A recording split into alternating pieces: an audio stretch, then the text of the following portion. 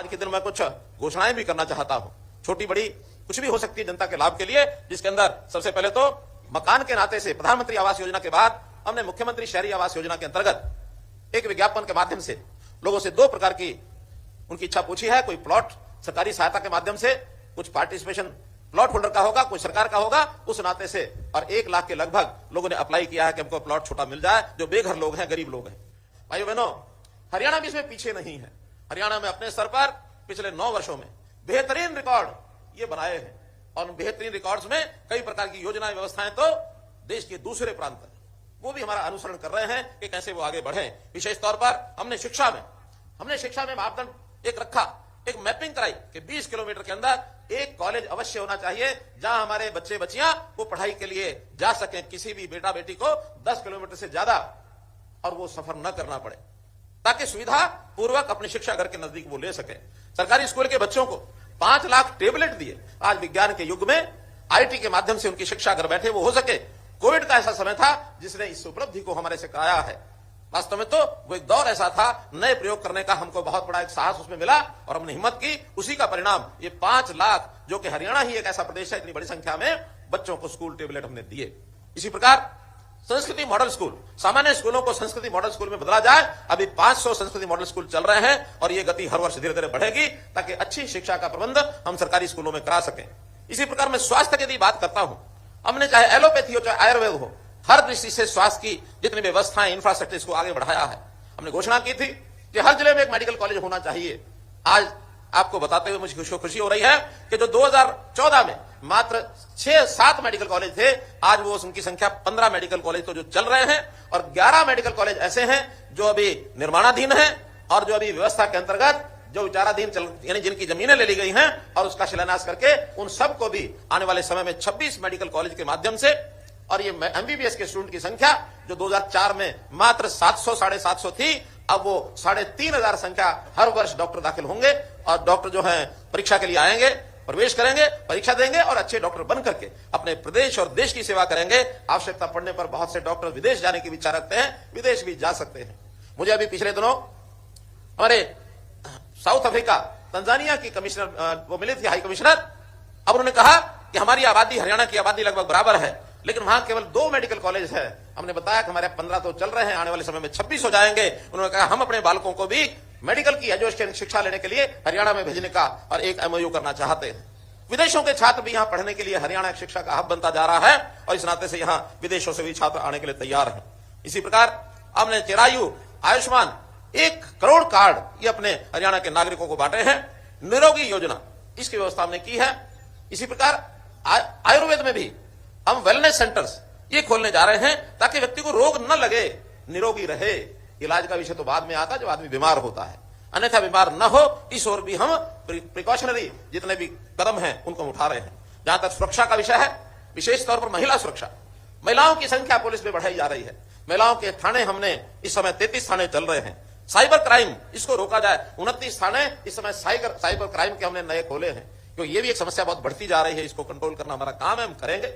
इसी प्रकार डायल 112, किसी भी व्यक्ति को प्रदेश में कहीं भी कोई कठिनाई आती है, 7 से 8 मिनट एवरेज एक व्यक्ति, एक गाड़ी उस व्यक्ति के पास पहुंच जाती है, ताकि उसको सुविधाजनक तरीके से सहायता मिल सके।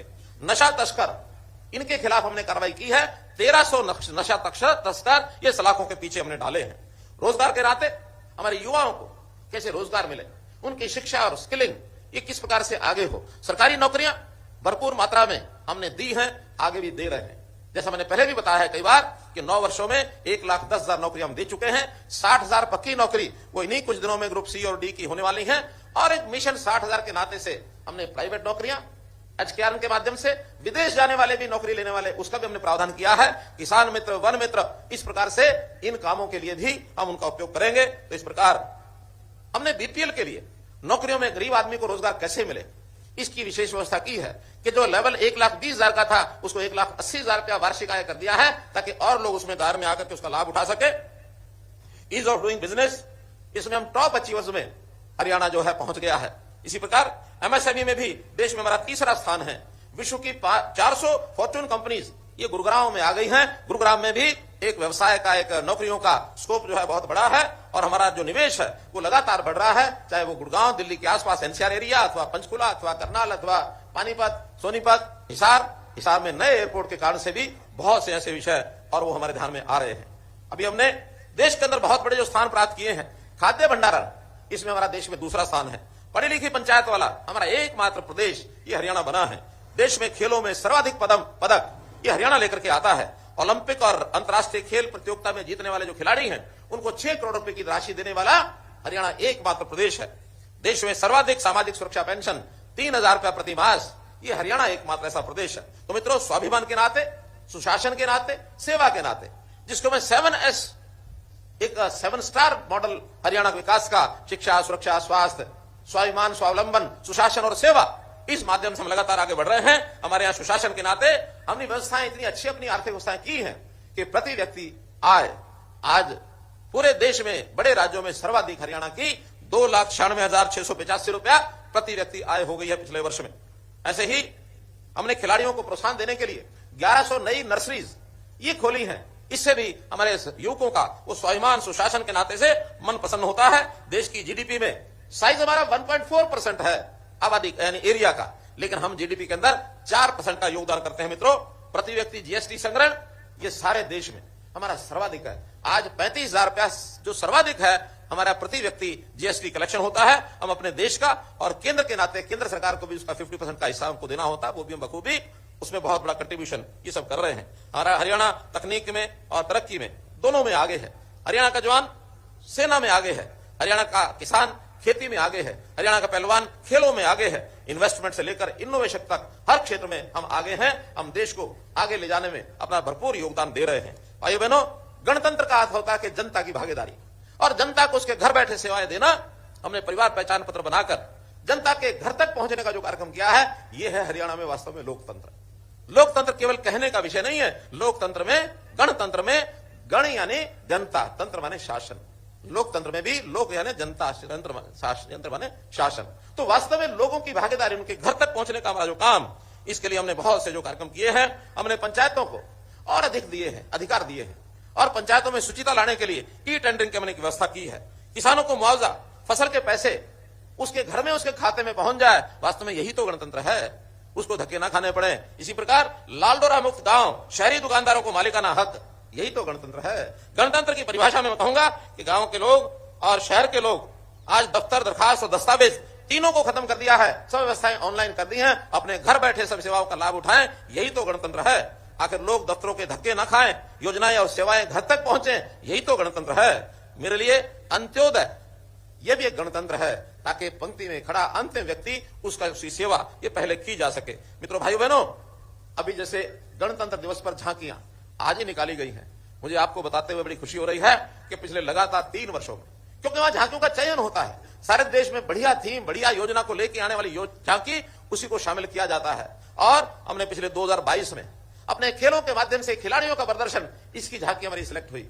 2023 में हमारी गीता जयंती की झांकी, अंतर्राष्ट्रीय गीता जयंती, जो विश्व एक प्रकार से प्रसिद्ध ऐसा कार्यक्रम बन गया है, उसकी झांकी हमारी सिलेक्ट हुई। और इस बार आज भी हरियाणा की एक झांकी सिलेक्ट हुई और जो उसमें परिवार पहचान पत्र की हमारी जो सेवा है, ये सिलेक्ट की गई और इसको देश और दुनिया के सामने रखा गया कि हरियाणा में इस प्रकार का कार्यक्रम चलाया गया है। भाई बहनों, एक विषय का अगर मैं उल्लेख नहीं करता हूं तो शायद मेरी बात अधूरी रह जाएगी, और वो है अभी अभी अयोध्या में प्रभु श्री रामचंद्र जी का जो मंदिर और वहां जो प्राण प्रतिष्ठा की गई 22 जनवरी को, जिसका देश भर में एक उल्लास, एक राम की जो एक मन में भावना, राम राज्य की कल्पना, ये सब की गई है।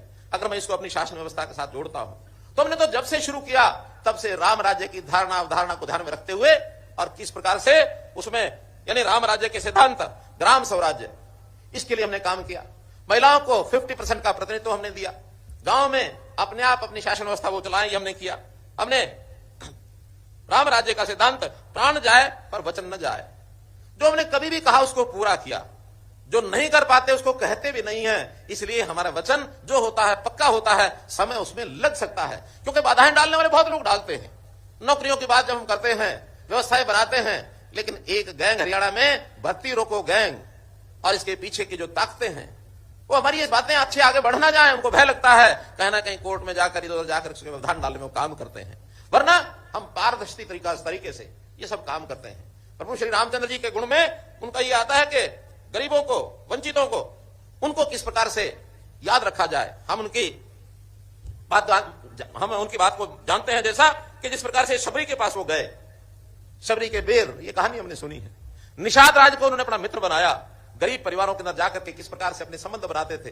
तो हम भी उसी हिसाब से अंत्योदय की भावना से, चाहे गरीब का परिवार, उसको 5 अंक अलग से देकर और उसको अपना भागीदार बनाया जाए शासन व्यवस्था में, उसके घर में हर प्रकार से सहायता पहुंचाई जाए, चाहे राशन है, चाहे उसके लिए घर की व्यवस्था है, चाहे बिजली के बल्ब की व्यवस्था है, चाहे नल से जल की व्यवस्था है, चाहे गैस सिलेंडर की व्यवस्था है। गरीब परिवार को किस प्रकार से मुख्य धारा में लाना और कैसे उसकी सहायता जो आवश्यकता है उसको पूरा करना, ये हमारा उसी में से और एक का विषय। महिलाओं के प्रति उनका जिस प्रकार का भाव रहता था, यानी देवी अहिल्या को उन्होंने किस प्रकार से पत्थर की मूर्ति को जीवंत कर दिया, किस प्रकार से उन्होंने महिलाओं के प्रति मन में एक भाव रहता था। उन्होंने मां की आज्ञा पालन करते हुए 14 वर्ष का वनवास लिया। उन्होंने सीता माता की सुरक्षा के लिए लंका को ध्वस्त किया। तो एक प्रकार से ऐसा माना जाता है कि महिलाओं का मान सम्मान आदर आज राम राज्य में उसी प्रकार से हो। दुख की बात तो यह है कि हमारे जो विपक्षी मित्र हैं इस प्रकार से बदनाम करने की कोशिश करेंगे, झूठी कहानियां बनाकर। अभी सिरसा के अंदर एक बहुत बड़ी कहानी बनाई गई कि महिलाओं के खिलाफ और इस प्रकार से अत्याचार हो रहे हैं। पता किया गया एक अध्यापक की शरारत से सारा समाचार घूम गया। कई दिन भरे पुलिस के उसमें लग गए, सैकड़ों बच्चियों के साथ इंटरव्यू किया, अंततः कुछ नहीं निकला। अभी पिछले दिनों में एक और उन्होंने इसी प्रकार की घिनौनी हरकत को सपोर्ट करना शुरू किया। यमुना पंचकूला की कोई घटना बताई गई जबकि उसमें कोई तथ्य पाए नहीं गए हैं। अनोनिमस शिकायतें करके और बात को बतंगड़ को आगे बढ़ाना और उसके बाद लगातार बिना जांच के ये पॉलिटिकल पार्टियां और उसको लेकर के आगे बढ़ जाती हैं। केवल एक ही हेतु होता है कि किस प्रकार से सत्ता को बदनाम किया जाए।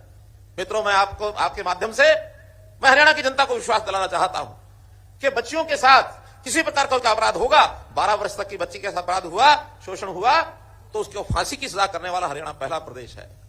हम कहीं भी किसी प्रकार से अपनी मां बेटियों की रक्षा सुरक्षा करना, उनका सम्मान करना, ये हमारा पहला दायित्व है। मित्रों, भाइयों बहनों, सभी को न्याय मिले, किसी के साथ अन्याय न हो। भगवान राम ने यह भी किया, रावण को, आतताई को अन्याय के विरुद्ध बदला लेकर उसका वध किया। ऐसे ही हमने भी अन्याय किसी के साथ ना हो। अगर मैं देखूं तो नौकरियां मिशन पर देने के पीछे उद्देश्य यही है कि अच्छे बच्चे पढ़ाई वाले, उनके साथ अन्याय होता था और ये पर्ची खर्ची वाले आगे बढ़ जाते थे। बहुत विरोध के बावजूद आज हमने लागू किया कि नहीं, मेरिट के ऊपर ही नौकरी मिलेगी। हाँ, यदि कोई कमजोर परिवार का व्यक्ति है तो उसको 5% अंक अधिक दिए जा सकते हैं, सबको बता के दिए जा सकते हैं, छुप करके नहीं दिए जा सकते।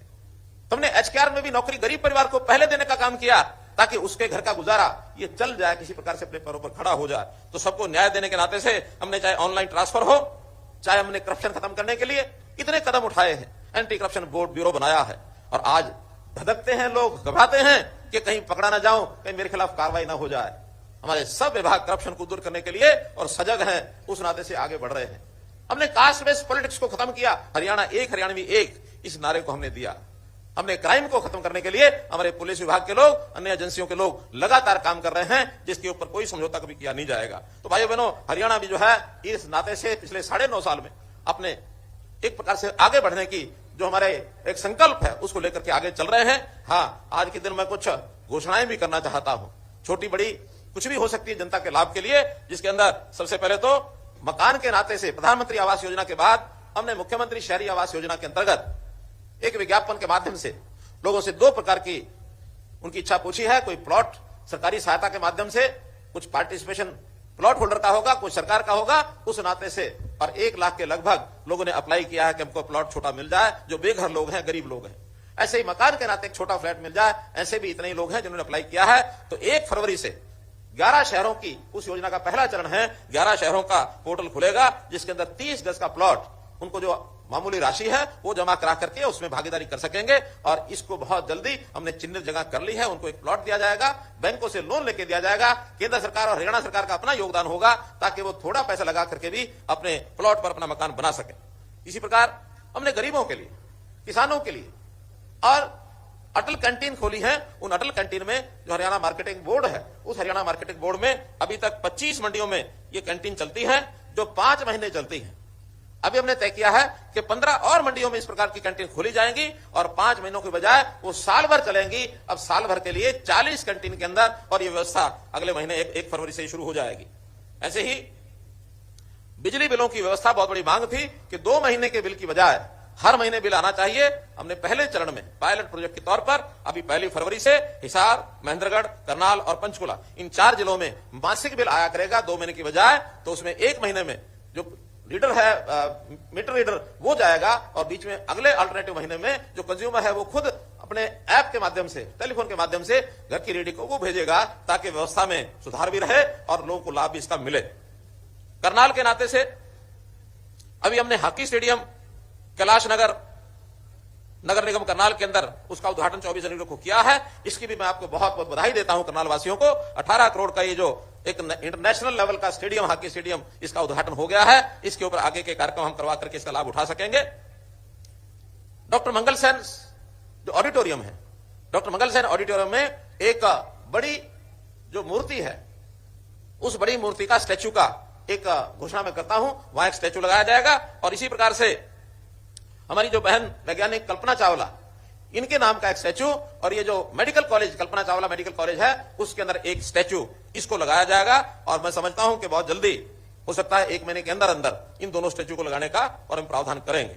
मित्रों, हरियाणा के नाते से जो मैंने बातें बताई, हरियाणा का समाज बहुत ही परिश्रमी, पराक्रमी समाज है और पराक्रम और अपने मेहनत के साथ नए नए मापदंड खड़े करता है। मैं ऐसे 4 लोगों को बहुत बहुत अपनी ओर से बधाई देना चाहता हूं जिनका नाम कल ही पद्मश्री की लिस्ट में आया है। उसके अंदर एक है कलाकार महावीर गुड्डू, उनको पद्मश्री से सम्मानित किया गया है। ऐसे ही सामाजिक कार्यकर्ता है सिरसा के गुरविंदर सिंह, वो एक ऐसा है बच्चों का जो दिव्यांग बच्चे हैं उनकी सेवा का एक बहुत बड़ा प्रकल्प चलाते हैं। हालांकि स्वयं भी वो दिव्यांग हैं, उसके बावजूद एक सेवा का बड़ा काम वो करते हैं, उनको भी पद्मश्री से सम्मानित किया गया है। हमारे यहाँ कृषि वैज्ञानिकों की बड़ी श्रृंखला है, तो 2 कृषि वैज्ञानिक श्री हरिओम जी और श्री रामचंद्र सिहाग जी, इन दोनों को भी पद्मश्री से सम्मानित किया गया है। इन चारों को बहुत ही मैं बधाई देता हूं। अंत में आप लोगों से सबसे मैं अपील करूंगा कि हरियाणा के इस बढ़ते प्रगति के अंदर हम सब लोग भागीदार बने। सरकार की योजनाओं में, चाहे वो ईज ऑफ लिविंग के नाते से नई योजनाएं हम बना रहे हैं, चाहे वो अन्य प्रकार के सरकारी कार्यक्रमों उसमें भागीदार बनेंगे, तो निश्चित रूप से हरियाणा सद्भाव, सौहार्द, समान विकास, समरसता, सहिष्णुता, इस ओर एक खुशहाल समाज हरियाणा का बने। हम अपने जीवन को सरल और सुगम, सुरक्षित ये बनाए। अमृत काल चल रहा है, ये अमृत काल 25 साल की योजना का, जिसमें प्रधानमंत्री जी ने 2047 तक इस अमृत काल की संकल्पना की है, इसमें अपनी सब योजनाओं में भागीदार बने और इसके अंदर भागीदार बनकर के हरियाणा की प्रगति के अंदर सहयोग करें। अंत में माननीय अटल बिहारी वाजपेयी जी कविता, उनकी कविता की 4 पंक्तियां बोल करके मैं अपनी बात समाप्त करूंगा।